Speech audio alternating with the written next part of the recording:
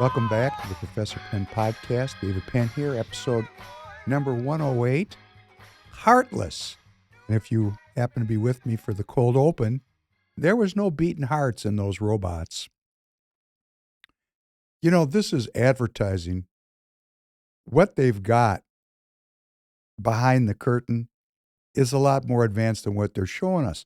They're bringing us into this step by step, lest we revolt and say, no way. This is the end of freedom, right on display.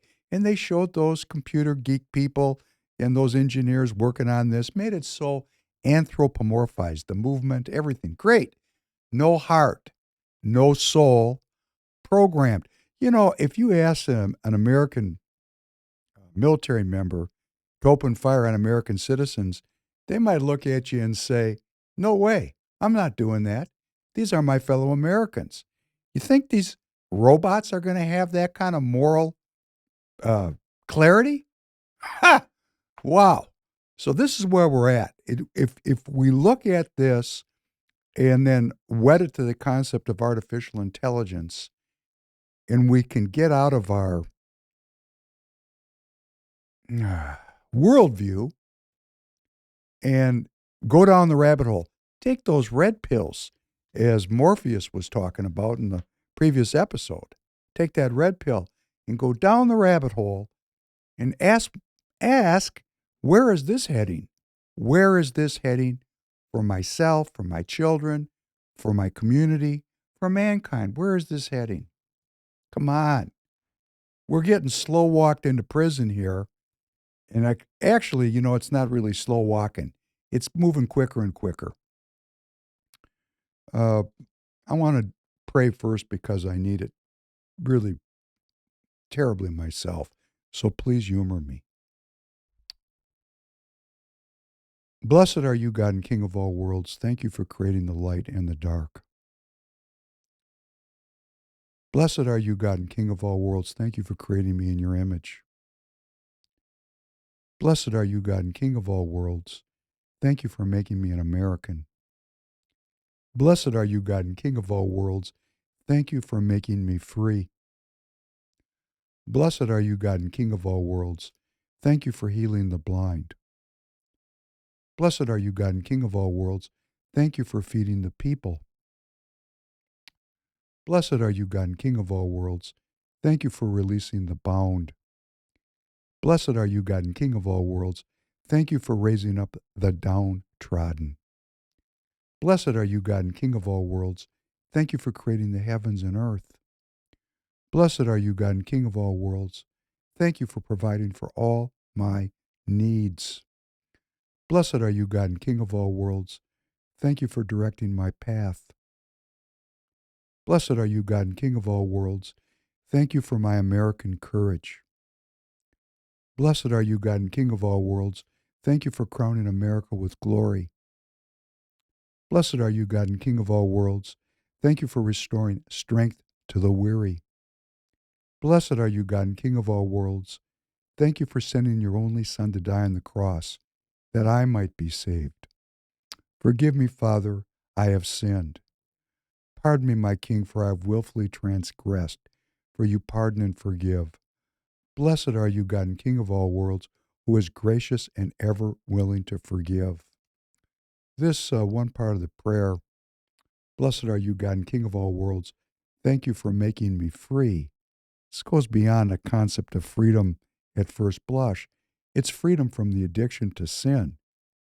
God created us that way. It's up to us to receive the gift of freedom. Lot going on. There's a lot going on. A lot going on. Tanner, can you play number 2? This is about 5 minutes. It's an instruction, and I'm trying to set something up here. We're going to do 5 minutes of Marjorie Taylor Greene opining in the Congress in her role on a committee. Please play that. Chair now recognizes Miss Greene from Georgia. Thank you, Mr. Chairman. I think this is a very important hearing we're having today, and I'd like to take a little time to respond to some misinformation that has been spread here. Mr. Snyder, you said in your opening statement that the fact that there are neo-Nazis in the Ukrainian military is disinformation, a disinformation trope, and a Russian denazification meme. Mr. Chairman, I'd like to submit for the record this 2021 Time magazine article titled "How a White Supremacist Militia Uses Facebook to Radicalize and Train New Members" about the Ukrainian neo-Nazi Azov Battalion. Without objections ordered. Thank you. Time also put together a piece only 3 years ago, and it's quite an extensive video that gives full information about the Nazis in Ukraine and their recruitment efforts that go all around the world. It's amazing to me that just in a few years' time, it's now considered misinformation to talk about the Nazis in Ukraine. I'd like to quote the article. It says that Ali Sufan, a security consultant and former FBI agent who has studied Azov Nazis, estimates that more than 17,000 foreign fighters have come to Ukraine over the past 6 years from 50 countries. According to Christopher Wray, the FBI director, he said that Azov has been recruiting and radicalizing and training American citizens for years. He also finished saying in his testimony to the U.S. Senate that American white supremacists are actually traveling overseas to train.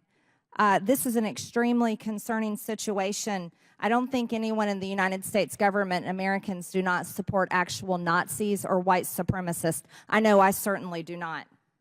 And I can't understand why in just a short amount of time, this information that our own American media frequently talked about is no longer talked about. I'd like to point out also, here's an NBC article stating that Ukraine's Nazi problem is real. Mr. Snyder, do you see this headline? This is NBC News. They say that Ukraine's Nazi problem is real, even if Putin's denazification claim is not.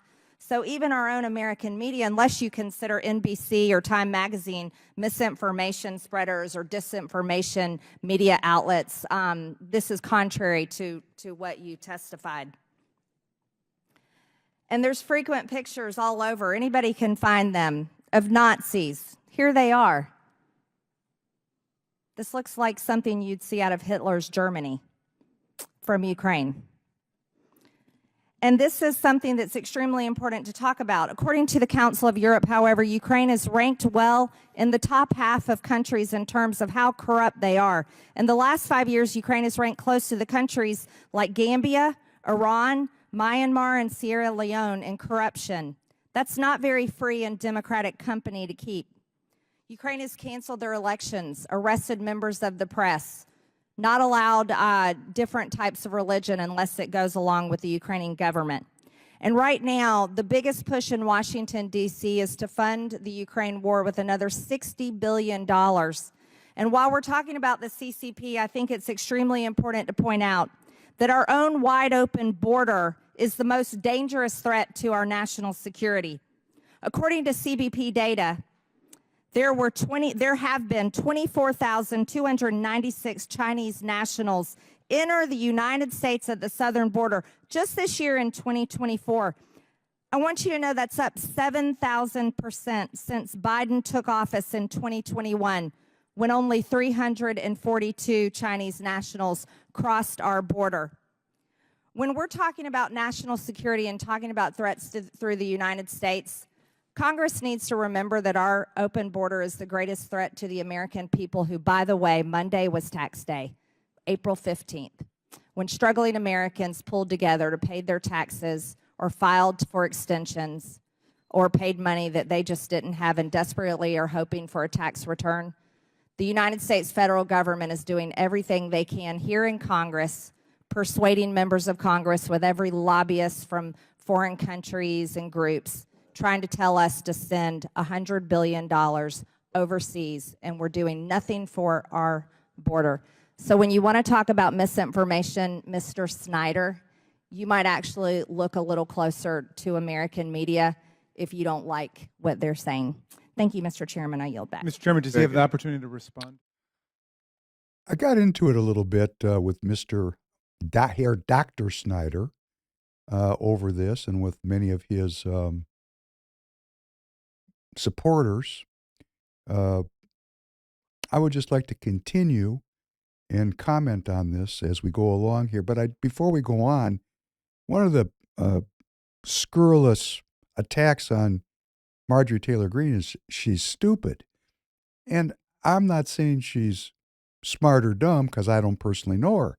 But in that particular presentation, she seemed smart enough to me. That was pretty articulate. Pretty articulate. Good enough. I mean, she's in Congress. She's a saleswoman. We're not asking her to do nuclear physics. She did a good job of presenting the information, and let's see how Dr. Snyder responded. Please play number 3. So when you want to talk about misinformation, Mr. Snyder, you might actually look a little closer to American media if you don't like what they're saying. Thank you, Mr. Chairman. I yield back. Mr. Chairman, does he have the opportunity to respond to the gentlelady? Sure. Yeah. I didn't ask him a Okay. question, No, her Mr. time's Raskin. expired. You asked multiple questions. First of all, I'd like to thank the representative from Georgia by making clear with her comments and with her person that any discussion of political warfare has to include Russia, Ukraine, and America. She's just demonstrated that point, I think, very powerfully. On the question of Nazis, I've written 2 books as a historian about Nazis and the Holocaust. On the question of Ukrainian nationalism, I am the leading scholar of that subject in North America and have been writing about it for 20 years. If the chamber is interested in the degree of far-right participation in Ukrainian politics, you can be assured that no far-right party has ever crossed 3% in Ukrainian election. So, of course, there are bad people in every country, but by any comparative standard is a very small phenomenon. In Russia, on the other hand, the army includes openly Nazi formations, such as Rushich. The government itself is fascist in character, and it is carrying out a war which includes deportation of children by the tens of thousands, the open intention of destroying a state, as well as mass torture. So if we're looking for fascism, and if there is anyone who is sincerely concerned about halting fascism or racism, you would wish to halt Russia. Thank you. Thank you, Tanner. Dr. Snyder is a professor at one of the Dirty Dozen at Yale University. And I wrote Dr. Snyder I said, "Dear Dr. Snyder, you've made some excellent points about the political parties in Ukraine. I would very much like to hear about your research into Nazi participation in other aspects of Ukrainian society, if any exists. As a model, I'm thinking of Operation Paperclip, but in the case of Ukraine, ex-Nazis deployed in an anti-Russian strategy after World War II. And for those of us that don't remember, Operation Paperclip was a secret United States intelligence program in which more than the number they give is, in my opinion, vastly understated. 1,600 Nazis, scientists, engineers, and technicians were taken from the former Nazi Germany into the United States for government employment after the end of World War II, many of them getting teaching positions at these great universities. Boy, amazing, isn't it? So I asked Dr. Snyder, because I know that there was Nazis in the Ukraine. And why do I know that? Well, many of my family members were killed by Ukrainian Nazis. So when my father tells me about his uncles and aunts or his grandfather that was tied behind a Jeep, it wasn't a Jeep, it was a truck. Please excuse me. It was a truck. He was a rabbi. He was the head man of his village. He was tied behind a Jeep by his Ukrainian neighbors, who then drove the truck slowly around the village for 24 hours. They didn't want him to die quickly. They wanted him to die screaming and begging for mercy, and of course to recant his faith in the one true God. So I know there was Nazis there, the grandfathers. I don't know how their sons turned out. We left there, or I would be dead. So, or maybe never born. So my point to the doctor was, let's forget about the political parties. I mean, these Nazis we brought into our country, they ran, for example, NASA. Our space program was run in the 50s and 60s by, in other words, our ballistic missile program was run by Nazis. They were Nazis. That's who they were. But they weren't in a political party. They actually were working for the government. They were working behind the scenes. So I asked Dr. Snyder, what do you know about the Nazis in the Ukraine that aren't silly enough to run for power because they already have power? Like in our country. How many Nazis do we have? Oh, no, excuse me, that's a bad word. Let's call them fascists. Let's call the Russians fascists. Okay, what's fascism? Fascism is a leftist ideology, a workers-centered movement, which is based on a national identity with perhaps globalist aims, where certain state actors are in league with industry to achieve the goals of the party. Really? Kind of sounds like Grumman and Boeing and Pfizer, all these companies that garner, well, we're going to talk about the news that matters. The most recent one was $100 billion. $100 billion was just appropriated. And where's that going to go? It's going to go to American companies, American-based corporations that are going to get paid by the government, which is the money they're going to take from me and you, and they're going to take those weapons and all the different research and everything they're doing, and they're going to send it to the Ukraine and to Israel and into the South China Sea. To do what? To defend democracy or American imperialism or the worldwide Pax Americana. That's what we're doing here. But of course, when the Russians do it, they're Nazis. When we do it, we're free. Can you put up this picture, please? We talked about it before. I just want to show you a picture. You can see that picture there. That is the good Dr. Snyder having a pleasant conversation and a meal with none other than the president of the Ukraine, Zelensky. And having grown up in this academic world, I know for a fact that to get to that place where as a Yale professor, you're having a tea and crumpets with the president of a country at war, you're not a normal academic. You're on the payroll of someone to sit in that chair. There's the evidence that this guy is not living a life of quiet contemplation and scholarship, devoting his life to the development of the intellectual lives of the students he loves. No, this guy is sitting around with heads of state. So when he talks about he's the preeminent expert on Ukrainian nationalism, well, hey, you know what? He's got an opinion. It doesn't mean he's right. It means somebody paid him to do some work. And, there's a big controversy right now that American universities have entered into more than $2.3 billion of contracts with China in the past decade. And there's a big investigation going on to this in the Senate. How dare the Chinese put up $200 million a year in contracts with our elite dirty dozen universities, which apparently they're in business, right? That's why they did it. You know what this is? Another diversion. Because every single year, these institutions get $500 billion from who? That'd be we the people, the U.S. government. The U.S. government funds these these institutions of higher learning, our elite institutions and the professors that work there, to the tune of $500 billion a year. And then they're pissing and moaning about $200 million that the Chinese are throwing in there. These people are for sale, obviously, right?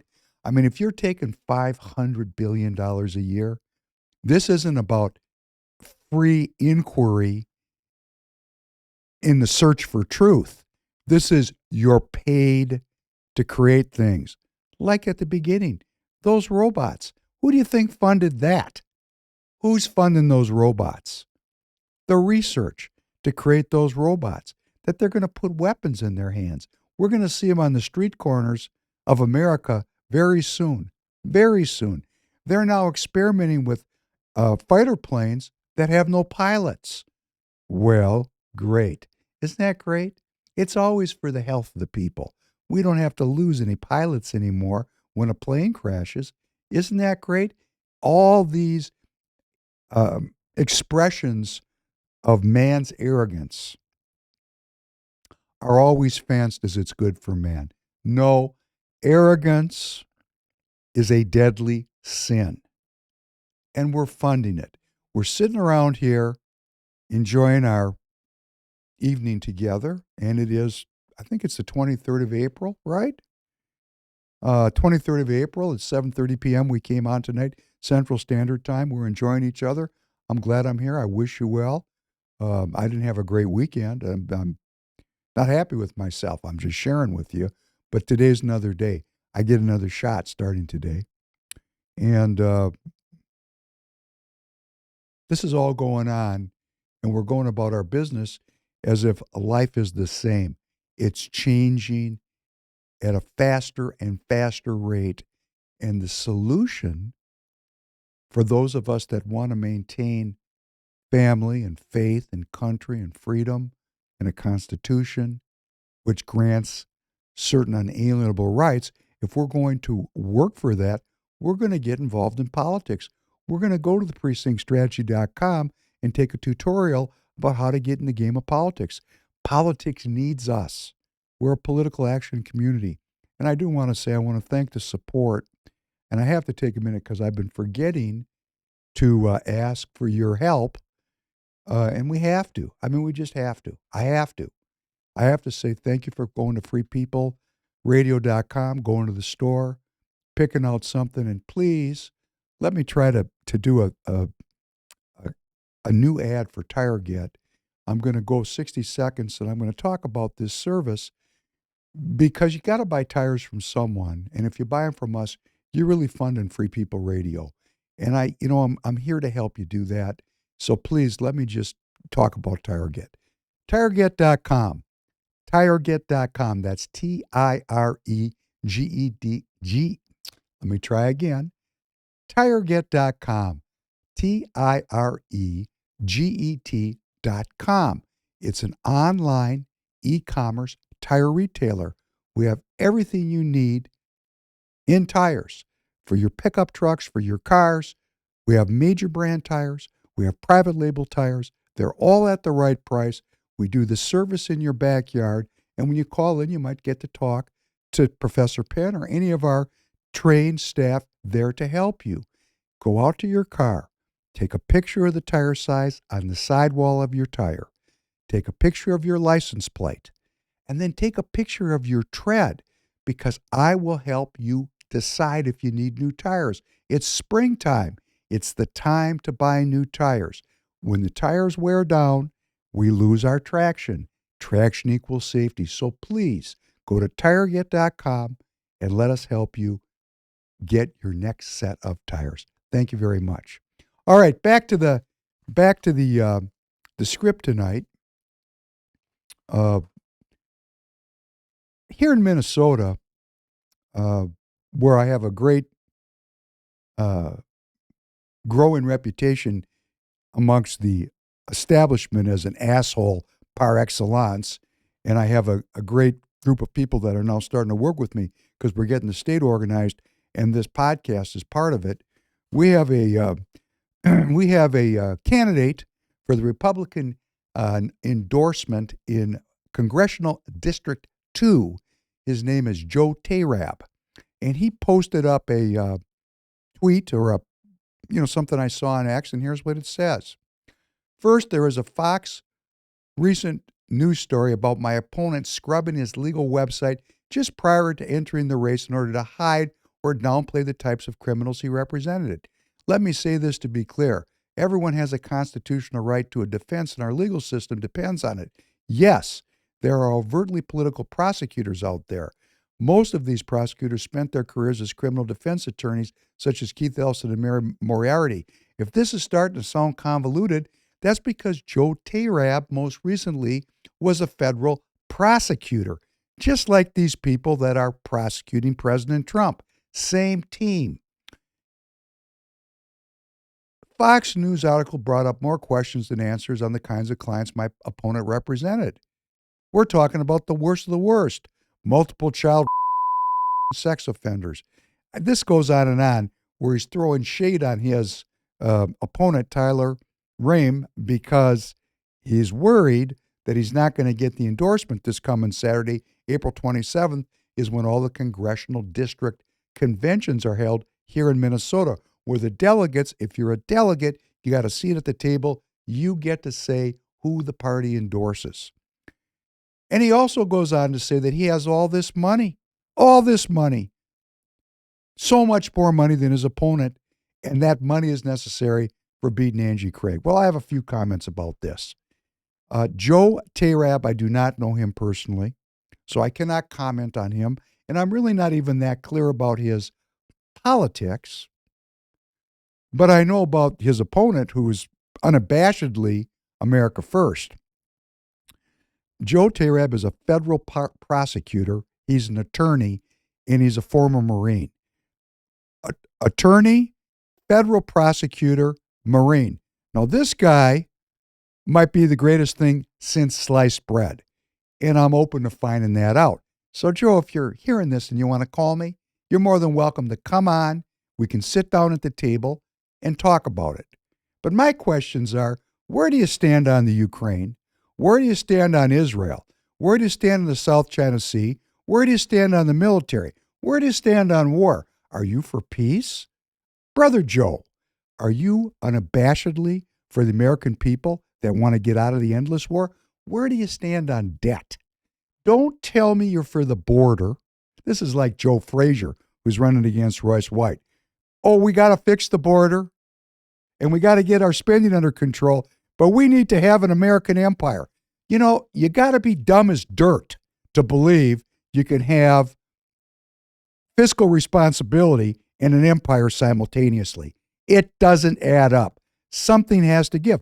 So either you're going to reduce all the social benefits that the country is addicted to, or you're going to reduce the military, or you're going to have a growing debt. You can have one, but not the other.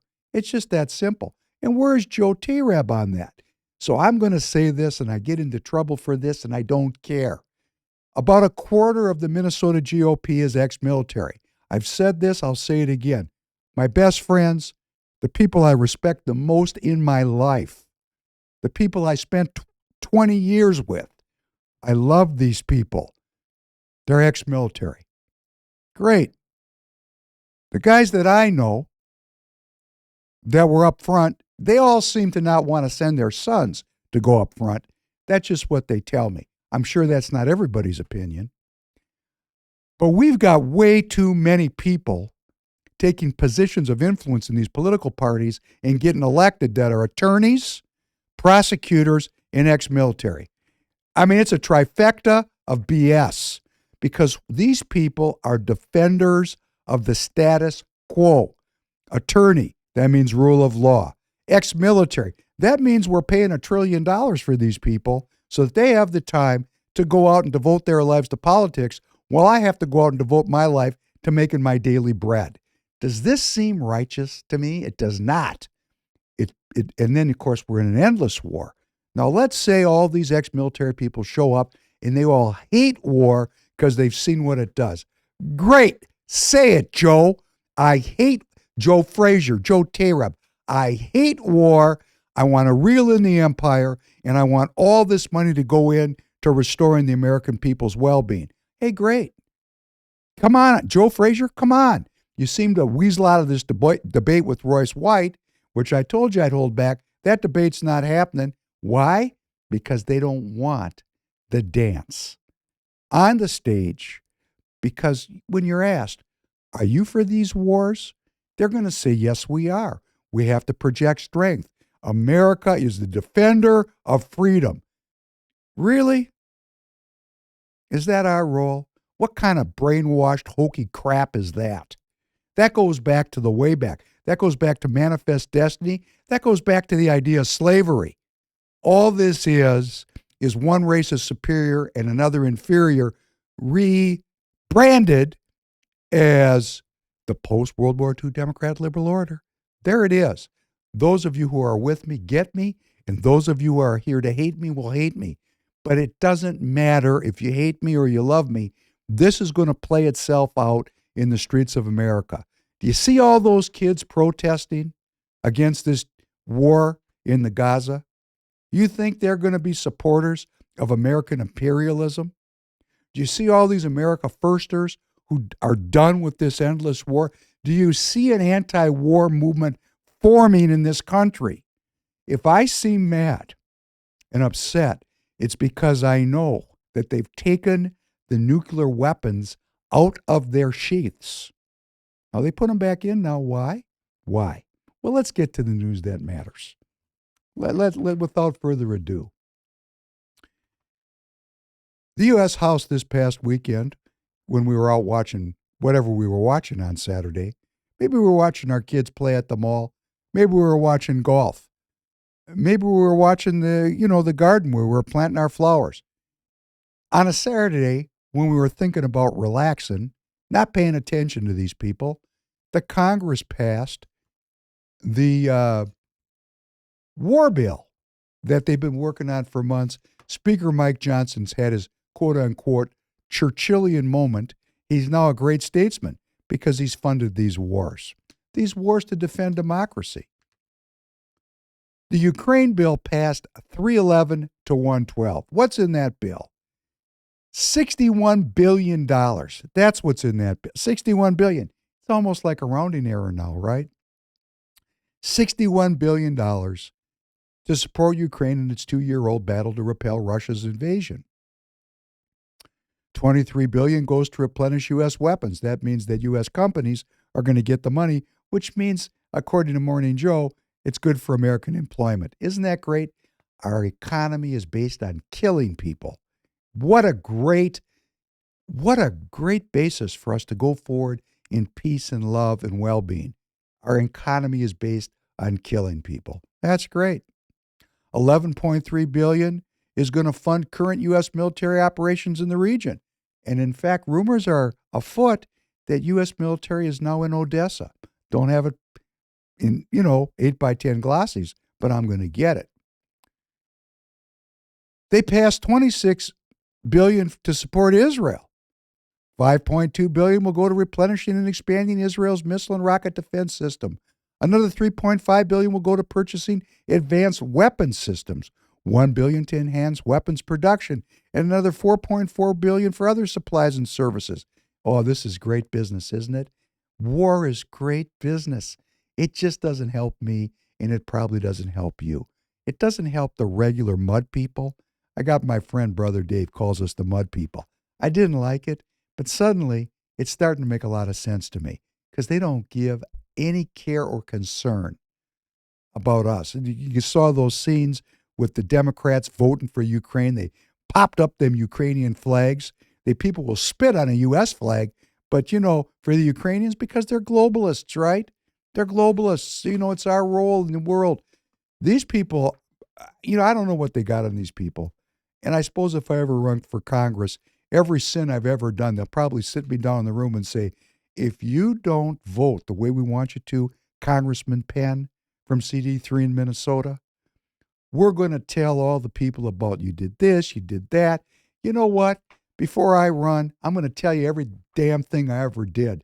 And I'm going to pray for forgiveness and for Christ to redeem me. These people are terrible. One positive thing for those of us getting involved in politics, on the Ukraine bill, although every single Democrat, including Ilhan Omar here in Minnesota, voted, unanimous. It's a unanimous decision, 210-0. Actually, more Republicans voted against this bill than supported it. 112 voted against, 101 voted for. Boy, have we come a long way, baby. We got 101 more assholes to remove from the Congress, starting with Tom Emmer in CD6. You're watching me in CD6? You got children? You think he's not going to vote for the draft? You must be dumb. Yeah, I'm talking to you. You know who I'm talking to. I'm just being kind today. Boy, this pisses me off. Israel was really, they almost all voted for Israel because who can vote against Israel? Come on.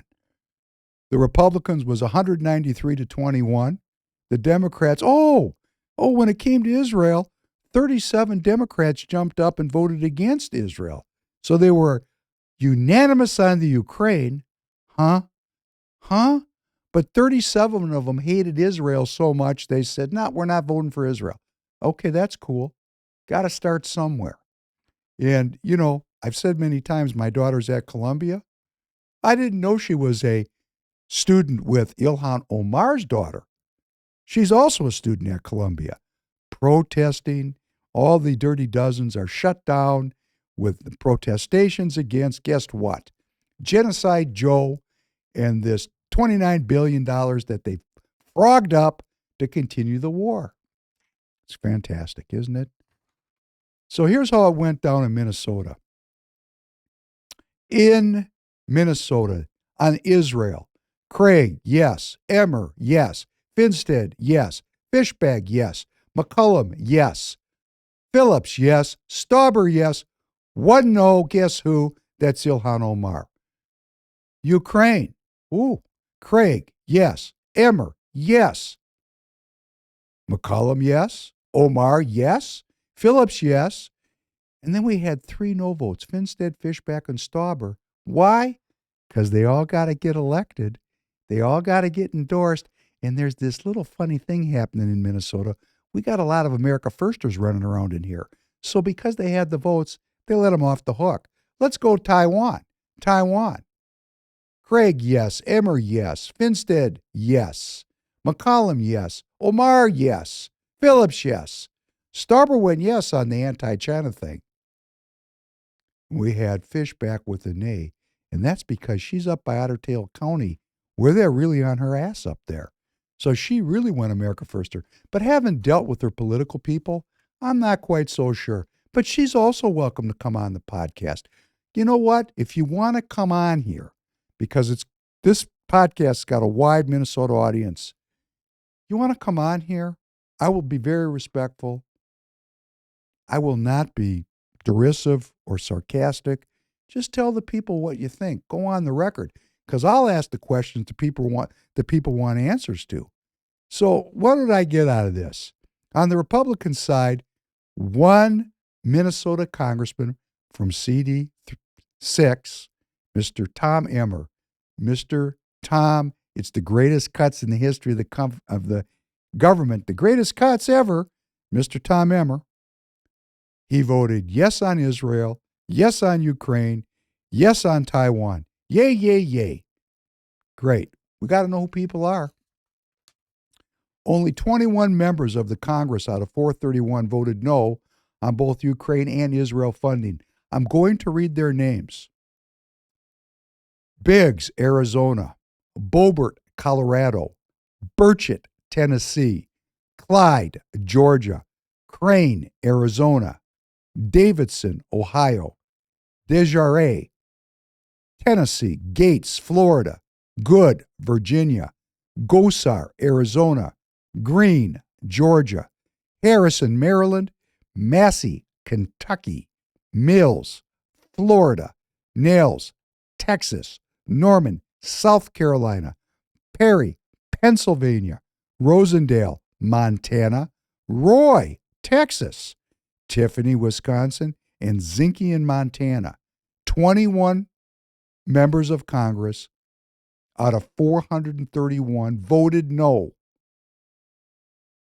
All of them were Republicans. All of them voted for the well-being of the American people. Some of them might be anti-Semites. I don't know. Some of them might be pro-Putin. I don't know. But their vote was for fiscal responsibility. It acknowledges that we're $35 trillion in debt with $1 trillion more being borrowed every 100 days, and that empire and self-governance cannot coexist. I want to say this again. I'm not the first person who said this, but if you think about it, how can you have a military empire and have self-governance simultaneously? Because more and more voices are going to be raised, like all these students across all these campuses, saying, no genocide, Joe, don't do that. What do you think the security state is going to do to us to squelch this dissent?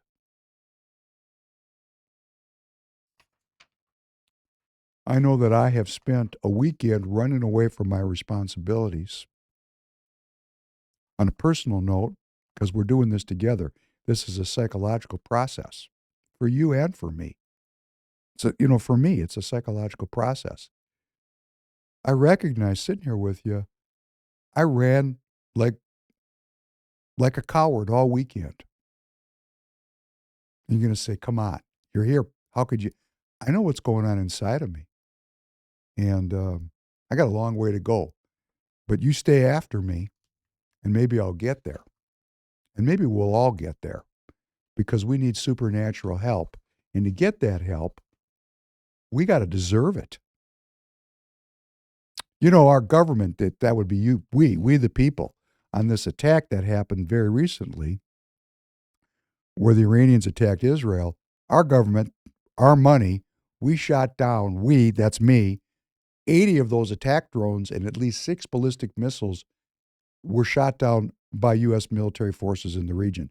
That means we're in the war. Everybody saw us do it. That would be the French. They were in on it. The English were in on it. The Saudis were in on it. The Jordanians were in on it. The Israelis were in on it. So we have an interoperable air defense, and that let everybody in the region see what side of the football everybody was playing on. Nobody's going to forget that. And Israel struck back last week. It's come out, now we don't know, this is all hearsay and propaganda and psyop, but the word around the campfire is they had a very major attack planned on Iran that would have probably triggered a regional war, and because of the intense pressure put upon Israel by the Biden administration, they backed off and, did kind of a performative counterstrike. You can't tell if any of this is true. This is just what's being printed for me to consume. The word is that the Israelis used a high-tech missile that was able to evade Iran's radar systems in a move, quote unquote, calibrated to make Iran think twice before launching another attack on Israel. This according to the New York Times. Well, this should come as no surprise. We've spent tremendous amounts of money developing this F-35 fighter plane, a stealth fighter, which is alleged to be able to avoid detection by modern radar. And it seems as if this is true, that Israel was able to take these F-35s up into the air and use a missile that was able to evade radar, and they destroyed, allegedly, an S-300 Russian anti-aircraft battery that was at the 8th Shikari Air Base in Isfahan, which was there to defend the nearby top secret Natanz nuclear site. And the whole point here is what their fencing is that Israel demonstrated such phenomenal military air superiority that the Iranians will go back down into their hole and we won't hear from them again, which this is propaganda. What's really going on is they're sitting there and they're saying to themselves, boy, we better get a nuclear bomb queued up here real quick or we're in big trouble. In the meantime, there was a vote in the United Nations. If you didn't hear this, this is interesting. The U.S. vetoed a UN Security Council resolution that would have granted the Palestinian status as a full UN member. And of course, that kind of shows the world what side of the football genocide Joe Biden is playing on, because he claims that he favors a two-state solution. But when he got, forced to, he got called out. And the U.S. was the only member of the 15-member council to vote against the resolution. The United Kingdom and Switzerland abstained. That's very brave of them, isn't it?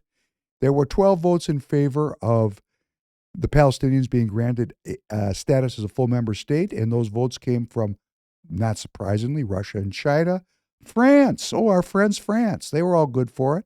Japan, our ally Japan. Our ally South Korea. There seems to be some cracks in the wall here about how this is going down. 12 states voted in favor. Russia, China, France, Japan, South Korea, and then we get down into the also-rans, because that's how they think about it. Ecuador, Algeria, Malta, Slovenia, Sierra Leone, Mozambique, and Guyana also voted to grant that status. The resolution needed 9 votes to pass, but listen to this. This is why Gaddafi called it the Insecurity Council. A resolution needs 9 votes to pass, but the U.S. and the other 4 permanent members of the Security Council, that's China, Russia, France, and the UK, have a veto power. So the United States vetoed that whole thing. And of course, nobody's going to forget that. And right on cue, the Palestinian Authority said it will reconsider bilateral relations with the United States because Washington vetoed the Palestinian request for full United Nations membership. But of course, that's a scam too, because why would they cut off the money? They're not going to cut off the money. This is also politics. The disingenuousness of people knows no bounds. Let's go back to where all this started, and this is going to be a preface into some things I'm going to talk about on Thursday night's podcast, God willing, if we get there. Could you play number 4? We'll talk a little bit about the Abraham Accords. Please play number 4.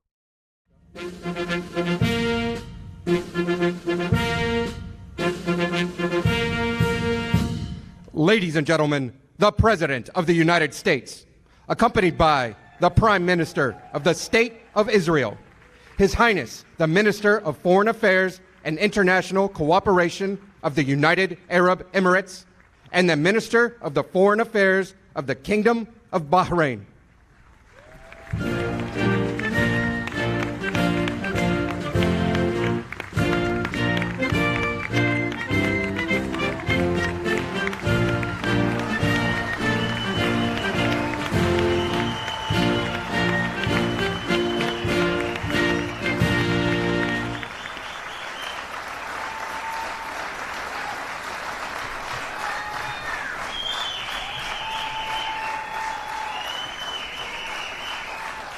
Thank you very much. Please.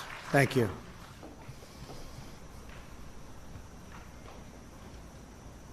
The First Lady and I are honored to welcome to the White House Prime Minister Netanyahu of Israel, and Mrs. Netanyahu. Thank you so much. Thank you, Sarah. And Foreign Minister Abdullah bin Zayed, United Arab Emirates, UAE. Thank you very much. And Foreign Minister Abdulaziz Al Zani of Bahrain. Thank you. Thank you very much. We're here this afternoon to change the course of history. After decades of division and conflict, we mark the dawn of a new Middle East. Thanks to the great courage of the leaders of these three countries, we take a major stride toward a future in which people of all faiths and backgrounds live together in peace and prosperity. In a few moments, these visionary leaders will sign the first two peace deals between Israel and the Arab state in more than a quarter century. In Israel's entire history, there have previously been only two such agreements. Now we have achieved two in a single month, and there are more to follow.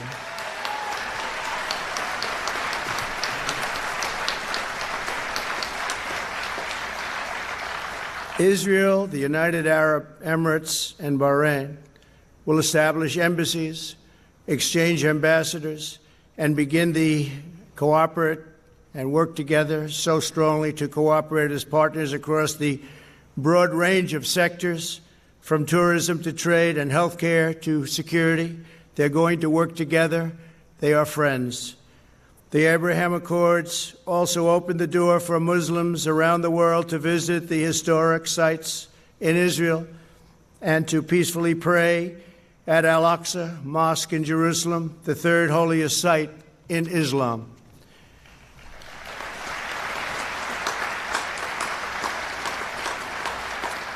Together, these agreements will serve as the foundation for a comprehensive peace across the entire region, something which nobody thought was possible, certainly not in this day and age, maybe in many decades from now, but one founded on shared interests, mutual respect, and friendship.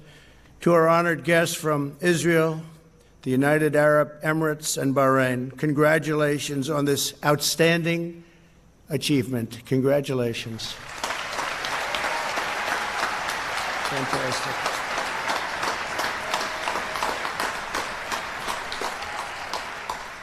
I also want to thank Vice President Mike Pence. Thank you, Mike. Great job. Tanner, Yeah. are you familiar with these Abraham Accords? Not a clue. Great. I'm glad we're bringing them up for everybody's review. This was a moment when Trump was president, and under the Trump administration's stewardship, a bilateral agreement on the Arab-Israeli normalization was signed between Israel and the United Arab Emirates and between Israel and Bahrain on September 15th, 2020. That's the ceremony we just saw there. It was a lot of pomp and circumstance. It was beautiful. It was a celebration of peace, mediated by the United States, in other words, by the Trump administration. Wikipedia didn't give it that kind of credit. The announcement on August 13th, 2020, concerned Israel and the UAE before a subsequent announcement of an agreement between Israel and Bahrain. The signing of the agreements was hosted by U.S. President Trump on the Truman balcony of the White House amid elaborate staging intended to evoke the signings of a historic formal peace treaty. As part of the two agreements, both the UAE and Bahrain recognize Israel's sovereignty, in other words, its right to exist, enabling the establishment of full diplomatic relations, the end of war. Israel's initial agreement with the UAE marked the first instance of Israel establishing diplomatic relations with an Arab country since 1994, when the Israel-Jordan peace treaty came into effect. The agreements were named the Abraham Accords to highlight the common belief of Judaism and Islam in the prophet Abraham.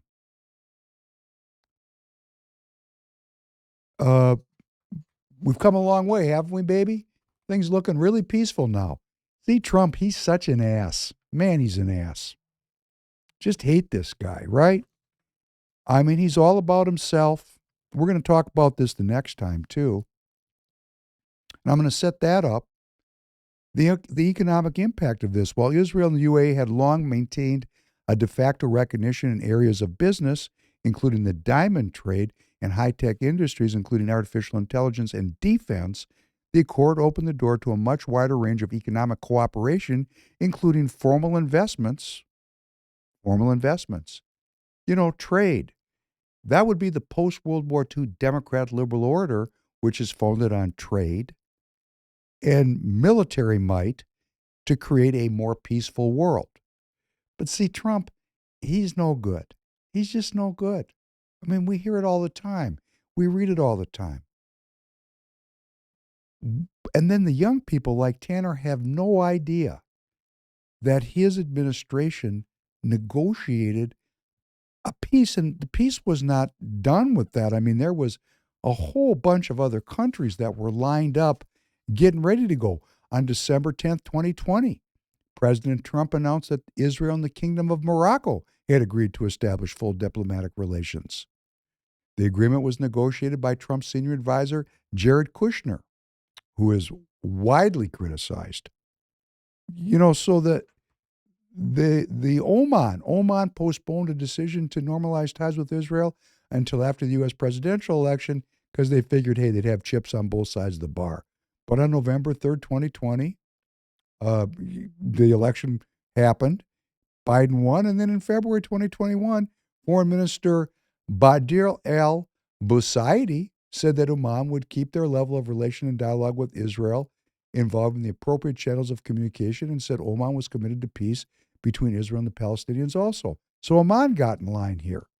Everybody was lining up for peace except for the Palestinians and the Iranians. And that was the point of this.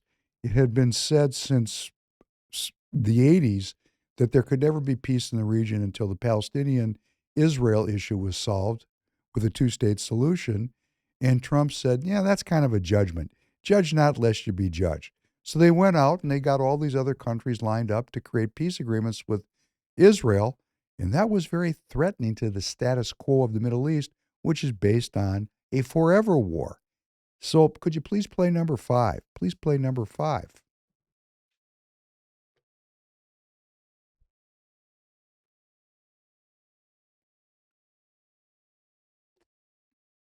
A few years ago, I stood here with a red marker to show the curse, a great curse, the curse of a nuclear Iran.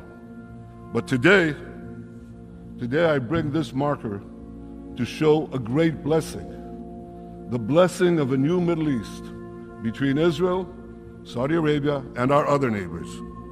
We will not only bring down barriers between Israel and our neighbors, we'll build a new corridor of peace and prosperity that connects Asia through the UAE, Saudi Arabia, Jordan, Israel, to Europe. This is an extraordinary change, a monumental change, another pivot of history. But I also believe that we must not give the Palestinians a veto over new peace treaties with Arab states. Sanctions must be snapped back. And above all,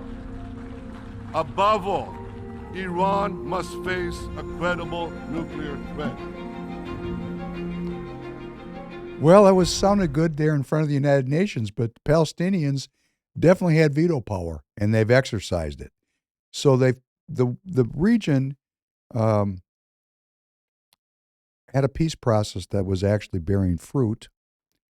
The Trump administration gets no credit for this, which we're going to talk about on Thursday.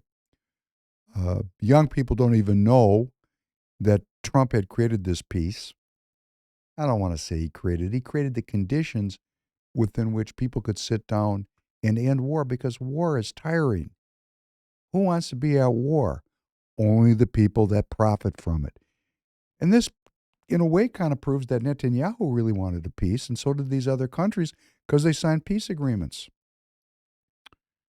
And Biden took over, and boy, it's been 3 years, and look what's happened. I mean, just the whole region is engulfed in conflict.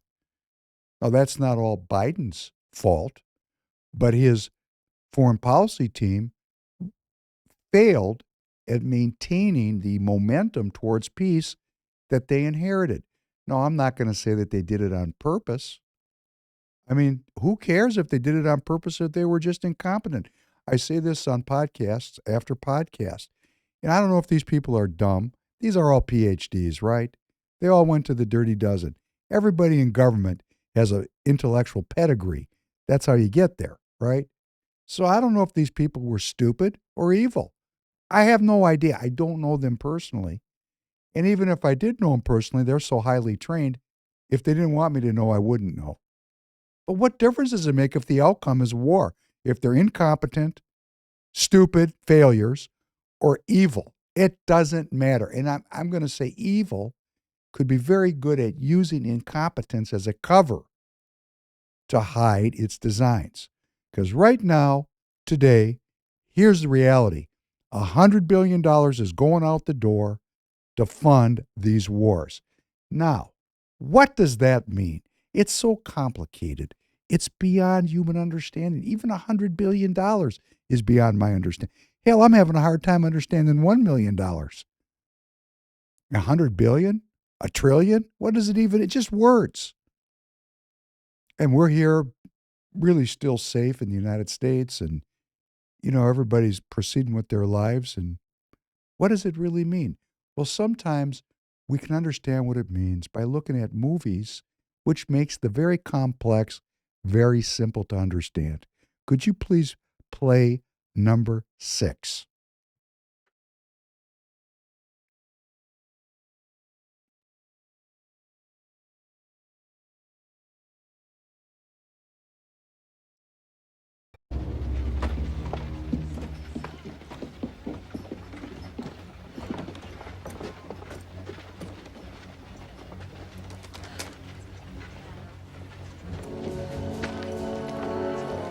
Where the hell are you going? We're going down the street. I think I'll join you.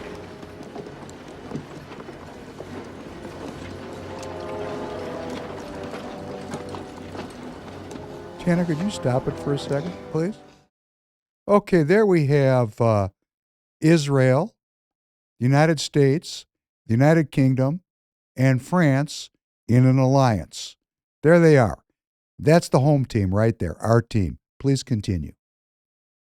We intend to disarm them and take them in, Doc. You understand? Oh, I understand, Virgil. Stop, please. We're going to disarm the Iranians, and we're going to take them in. Oh, I understand, Virgil. I know exactly what we're about here. Okay, let's continue.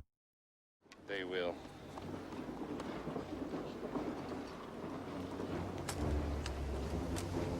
Put that under your coat.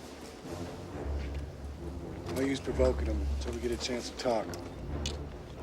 Going to hide our intentions under our coat. I've heard enough talk already.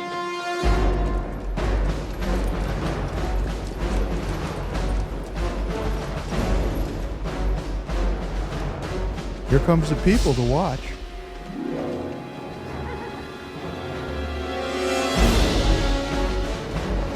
We're going to have some really heroic music for our self-image. Because here comes the badasses striding through town. The brave. We're all going to identify with these people. Oh, Kevin Costner. It's great.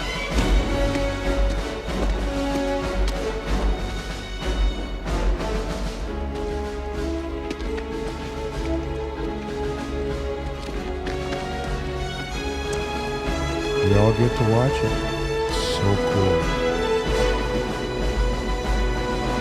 Look at all the people watching, enjoying the show.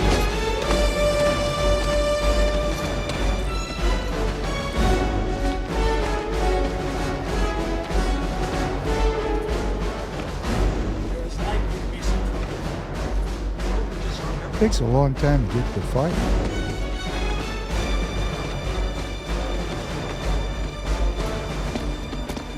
Now hold on here. Don't go down there. There'll be trouble. just gonna take away their guns. No, there's no need for that. I've disarmed them. There won't be any trouble, Johnny. That's the European Union saying we've already disarmed the Iranians. Don't go down there. There's going to be trouble. Let him have it. All right.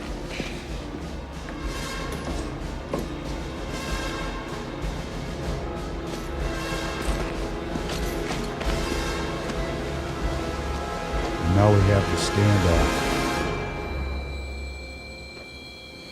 You sons of have been looking for a fight. Now you can have it.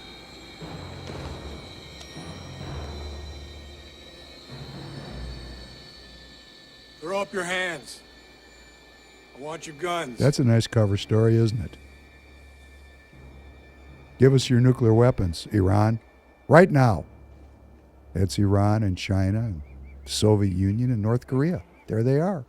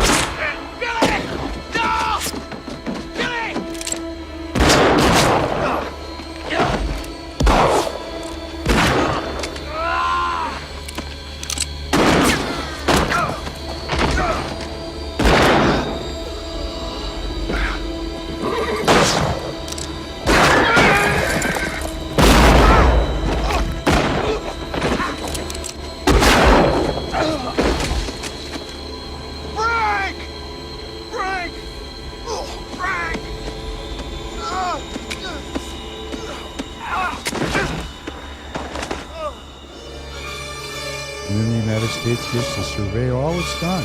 Isn't that great?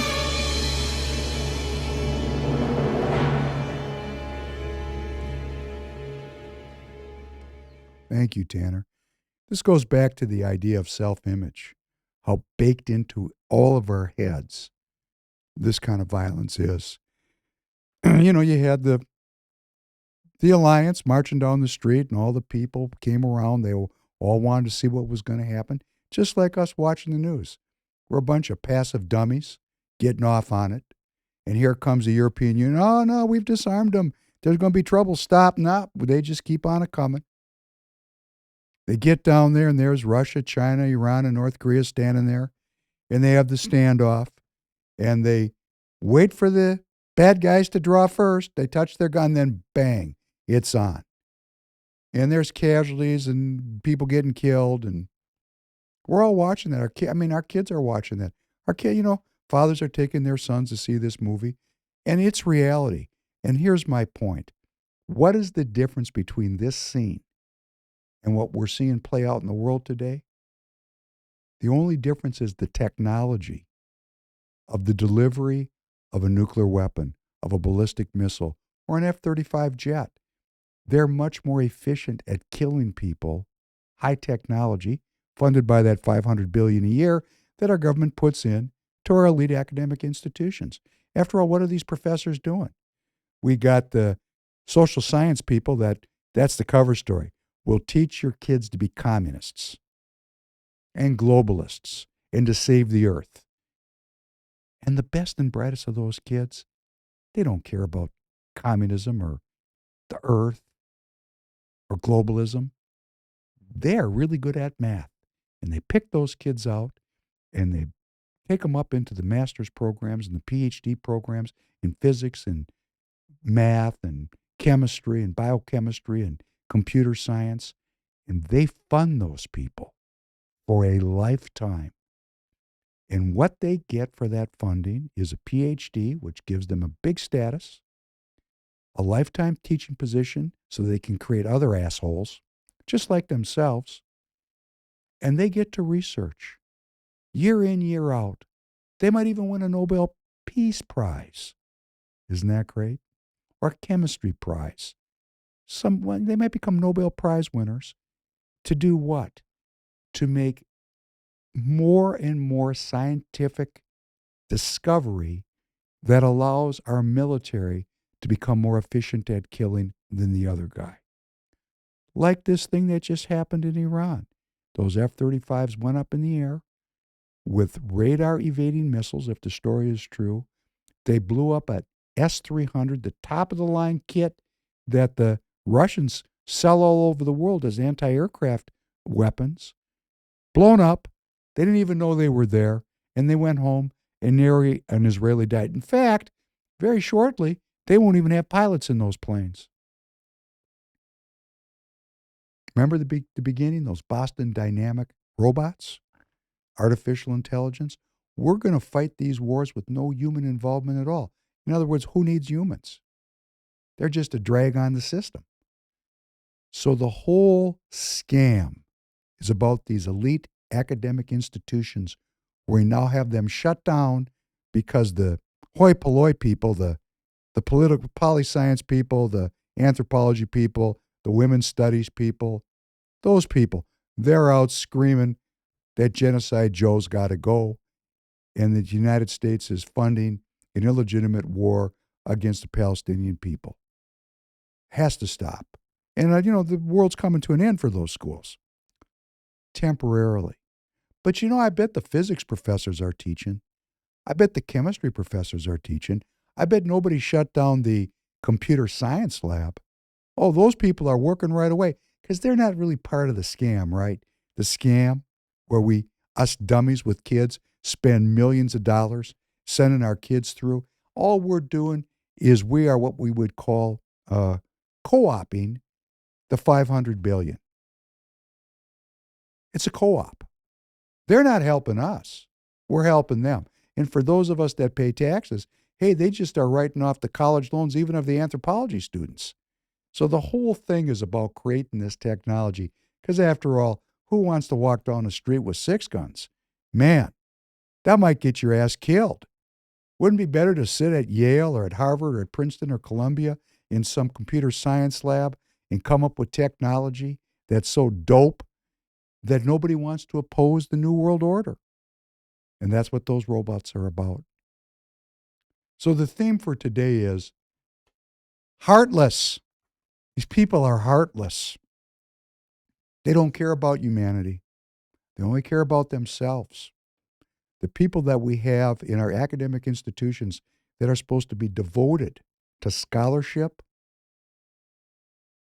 to the search for truth, really, they're just on the payroll of the machine, like this Dr. Snyder we saw at the beginning. How do we know his research is good or bad or indifferent? We don't. But he's got a PhD after his name, therefore we trust him. No, I don't trust him. I know plenty of PhDs. Plenty of PhDs. We're going to talk more about some PhDs I know very well on Thursday night. Please come back, because I know some of these PhDs oh so well. And you know what? They are full of it. They're on the payroll, just like the doctors, just like the lawyers, like Joe Tayrab. I don't know, Joe. Joe, come on the podcast. You might be great. Tell us why you're great. Tell us why we, the people, can trust an attorney, a federal prosecutor, and a Marine to get us out of these wars. I would fully support you if you come out against war. Please do. Same with you, Joe Frazier. Same with you, Tom Emmer. Same with you, Fishback, Stauber, Finstad, and all the rest of you. We got to get unambiguously focused as the American people on holding these elected representatives who go to Congress and then vote unanimously to fund wars. But we, the people, don't want war. Well, let me tell you, a lot of us do. I'm sorry. We got a lot of people that are unambiguously for these wars. I see them every day. I'm going to call some of them out. But I think growing every day is an awareness among the population that this is not good for our families, that he who liveth by the sword will die by the sword. And I don't want my children to die like that. I want them to die old and in their beds after living lives of quiet contemplation and self-fulfillment through understanding the search for truth. I don't want them to die in a muddy field somewhere, their legs blown off by some weapon that some PhD jerk-off developed at one of these schools and that I paid the taxes for. That's right. We're paying the taxes that develop the weapons that kill our own children. I'll take it a step farther. When I go down to a big box store and I buy an imported product because it saves me money, where does that money go? It goes right to the Communist Party of China. And what does China do with that money? It supports Russia and Iran. So this is how screwed up this thing is now. We're allegedly funding a war against Russia, but when we go shop on the weekend, we're funding the Russians. Let me say this again so the monstrosity of this can sink into myself. When I go shopping this weekend and go on down to Costco and we buy things that are made in Thailand or Vietnam or Malaysia or Indonesia or even Mexico, and we really knew who the manufacturer of that was, that manufacturer is going to be a Chinese company. And that money is going to go upstream to the Chinese Communist Party, and they're doing business with Russia and Iran. So we, the American consumers, are simultaneously funding the U.S. military effort to stop the Russians, and we're funding the Russians against the U.S. military. You know what? We need to think about this. We're on both sides of the football. They have us on both sides of the football simultaneously. Well, there's a realignment going on. There is a realignment. Here's Bill Kristol. His father was the neocon, the father of all neocons. Bill Kristol's father. Here's his quote. If you're a Nikki Haley Republican, if, like Speaker Johnson, you consider yourself a Reagan Republican, you're being reminded this week that Trump is at odds with you in this important way. Reagan Republicans. St. Reagan. You know, here in Minnesota, we have the Lincoln-Reagan dinner. Maybe it's time to start reevaluating who Ronald Reagan really was, which I get a lot of people get mad at me for this. But, you know, the search for truth is critical. Here's Bill Kristol, who's a Democrat, saying to Republicans, hey, if you're a Nikki Haley Republican, or if you're like a Speaker Johnson, you consider yourself a Reagan Republican, you're being reminded that Trump's not with you. That's correct. That's correct. Because we had the evidence that Trump brought about peace. There's no profit in peace. Not for the military. Maybe for individual schmucks like David Penn in the tire business, I might make some money if we had peace. Maybe the inflation would go down because we didn't have to pay for the endless war. Maybe the taxes would go down because we didn't have to pay for the endless war. No, Trump brought about a peace. That's evidence. Don't tell me about all the crap Trump is and didn't, and his flat spots. Yes, great. He brought about a peace, and this I will not forget, and I want my audience to remember. And I want my audience to know that these Nikki Haley Republicans, Speaker Johnson, these Reagan Republicans are funding war. Joe Tarab, are you pro-war or anti-war? Joe Frazier, are you pro-war or anti-war? Stauber, Finstad, Fishback, go on the record. Don't just vote against it. Don't just vote against it. Unambiguously come on here and say, we're about taking down the empire. Don't just take a vote because you got cover.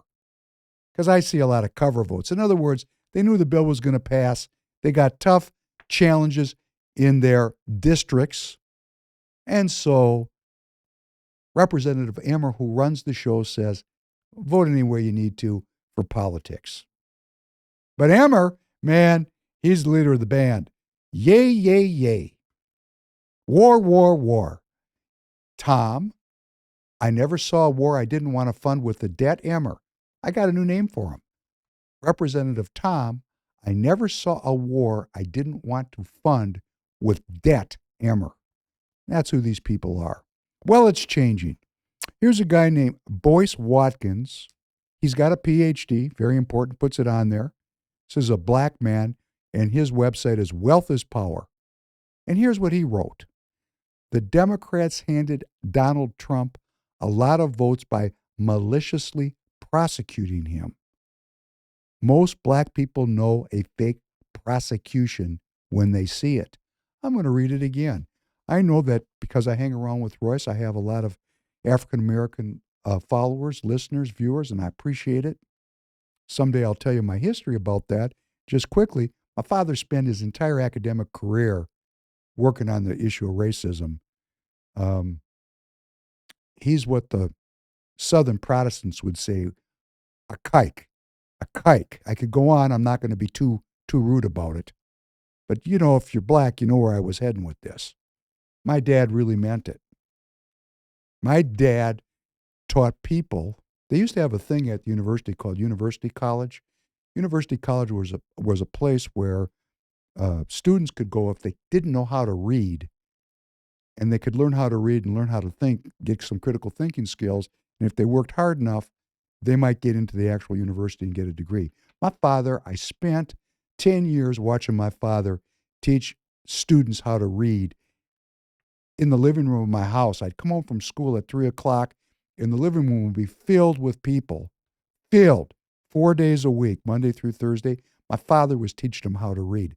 That's my background, sons of okay?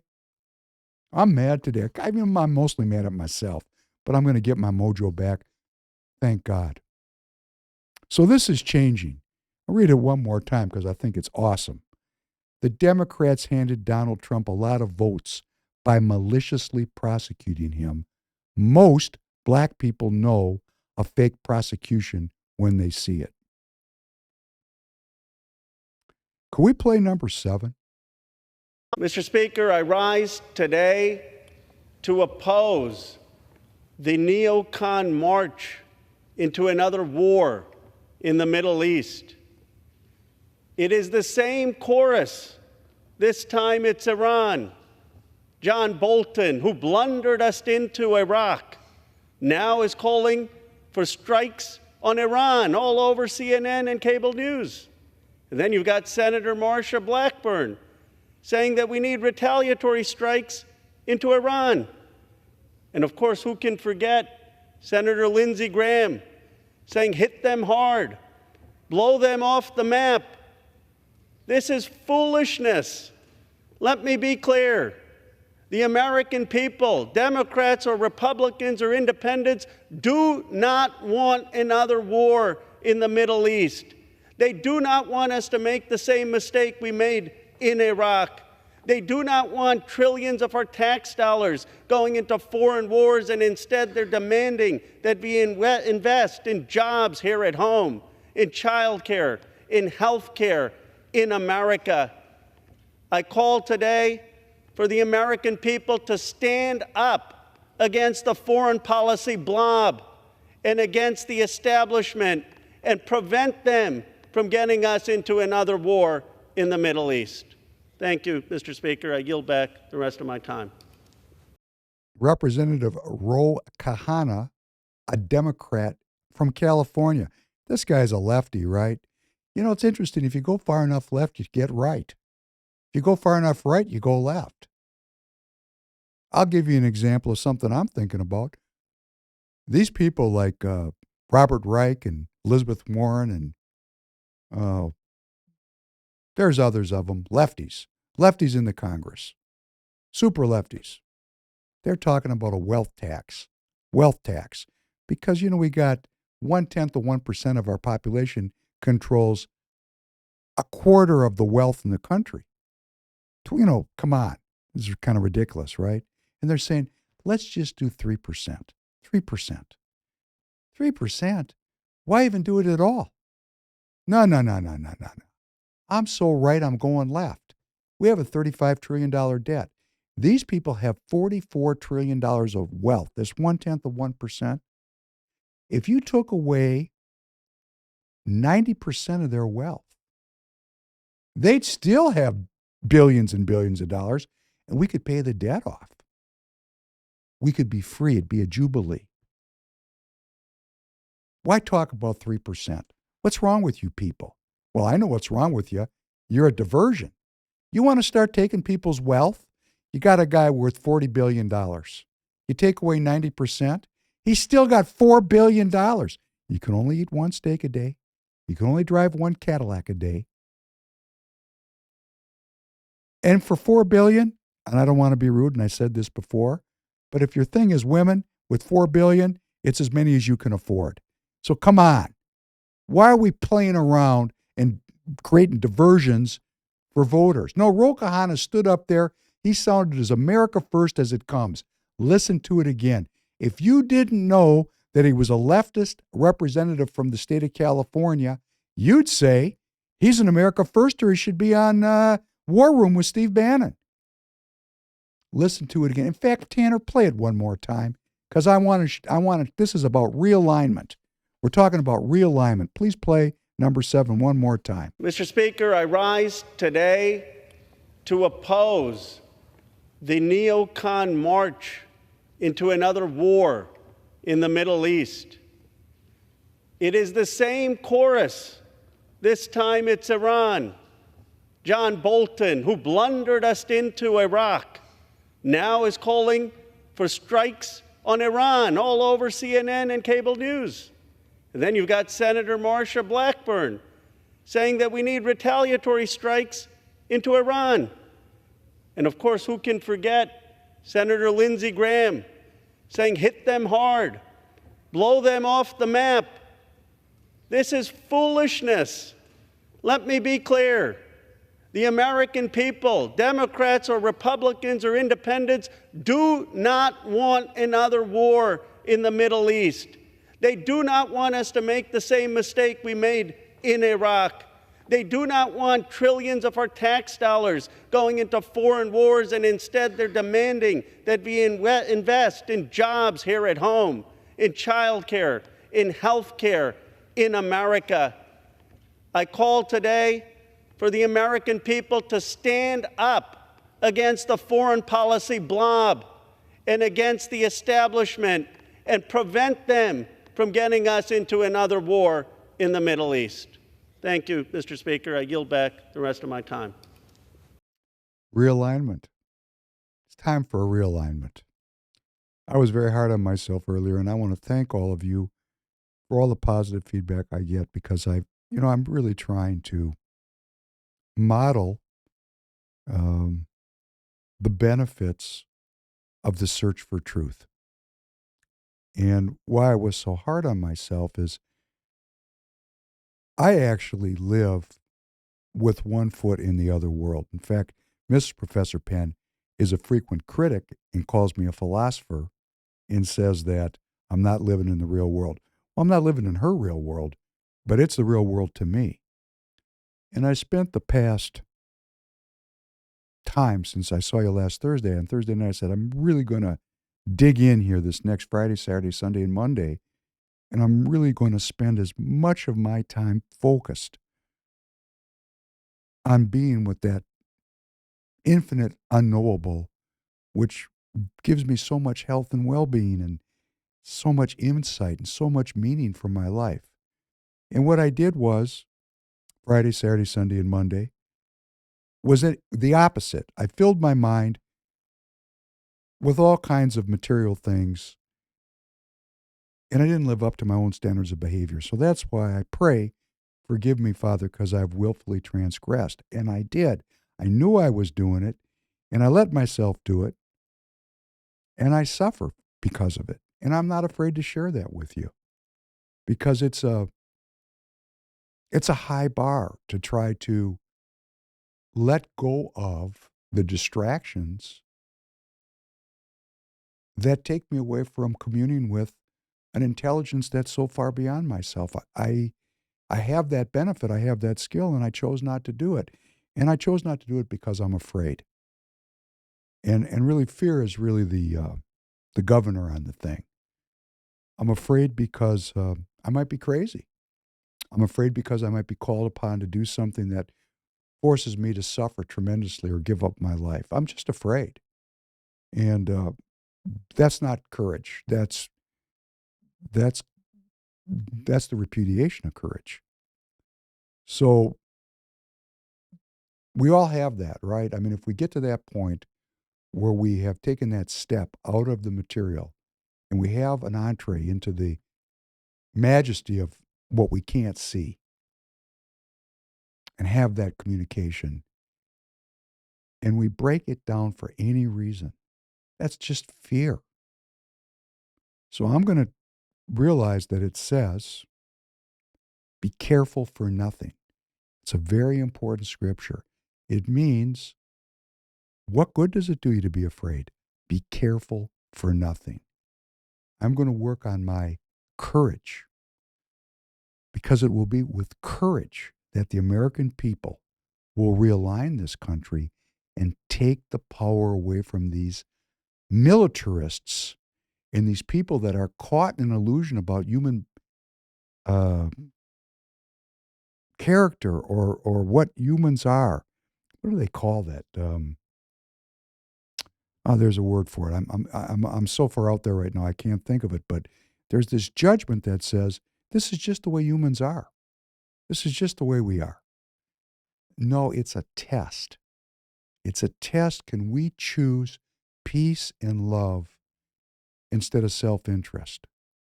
Are we able to take that and understand it first and then actually work consistently with Kung Fu, with daily exercises, to give over to each other, to have an American community again where we treat each other as we would like to be treated ourselves? And I don't have to share with you that I filled my mind with material things. I could hide it, but I'm going on record because I want to take that next step. And I want all of us to take that next step, because when we take that step together at the crossroads, we're going to play a piece of music by Gary Clark, The Crossroads. When we're at the crossroads and we make the choice together to restore America in all of her potential, we can escape the hell that these PhDs are creating for us. We can repudiate it. We can reject them and their human arrogance. So on that note, I wish you well. I look forward to seeing you on Thursday night, God willing. And Tanner, can you take us out, starting at 47 seconds, The Crossroads, Gary Clark. Some great blues. Have a good night, everybody.